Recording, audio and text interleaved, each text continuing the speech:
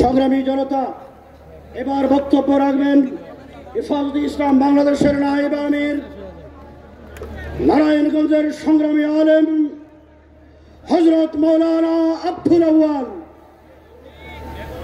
হেফাজতে ইসলাম বাংলাদেশের নায়েব আমির হযরত মাওলানা আব্দুল আউয়াল।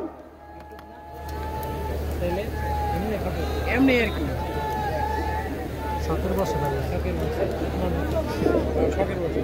এটা কই দিলেন নাম কি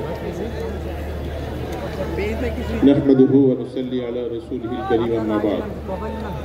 হেফাজতে ইসলাম কর্তৃক আয়োজিত মহাসমাবেশের সম্মানিত সভাপতি, নেতৃবর্গ, সামনে উপস্থিত তৌহিদি জনতা, সাংবাদিক ভাইয়েরা, আমরা আলোচনা বক্তৃতা যথেষ্ট শুনেছি।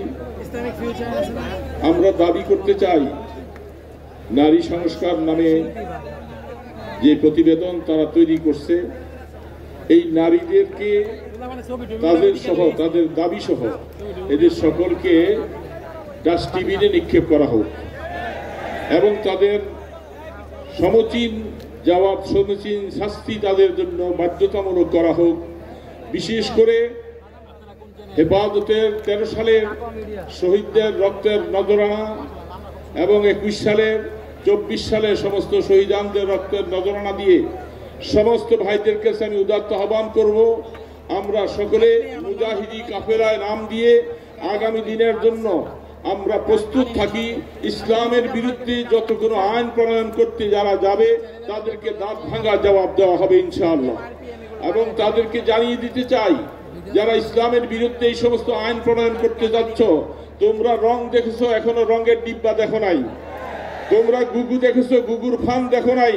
এই দেশের তৌহিদি জনতা, আলেম ওলামারা যখন তারা মুজাহিদি কাফেলায় নাম দিবে, তখন তোমাদের পালাবার জায়গাও থাকবে না।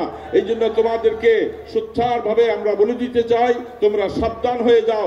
বাংলার জমিনে বাংলার স্বাধীনতা, বাংলার শহীদদের রক্তের সাথে বিশ্বাসঘাতকতা করে এই দেশে কেউ ক্ষমতায় টিকতে পারে নাই, আগামী দিনে তোমরাও কেউ টিকতে পারবে না। নাসরুম মিনাল্লাহ ওয়া ফাতহুন করিম।